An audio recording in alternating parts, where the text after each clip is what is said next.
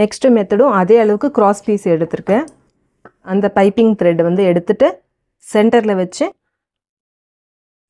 வச்சு மடிச்சுட்டு ஒரு 2 இல்லாட்டி 3 ஸ்டிச் வந்து ரிவர்ஸ் வந்து அடிக்கணும்.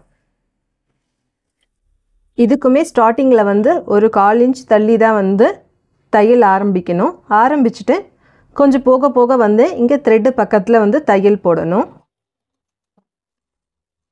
இந்த த்ரெட்டை வந்து கட் பண்ணக்கூடாது, இது அப்படியே தான் இருக்கணும். இப்போ வந்து இந்த த்ரெட்டை வந்து இழுக்கணும். த்ரெட்டு வந்து சுருக்கும்போது இந்த பாயிண்டில் வந்து அந்த த்ரெட் வச்சு நாட் போட்டோம், இது ரிவர்ஸ் பண்ணோம் இல்லையா, இதை வந்து கொஞ்சோண்டு வந்து உள்ளே வந்து புஷ் பண்ணி விடணும். உள்ளே புஷ் பண்ணி விட்டுட்டு இதை வந்து இப்படி பிடிச்சோன்னா இந்த த்ரெட்டு வந்து இழுக்கணும்.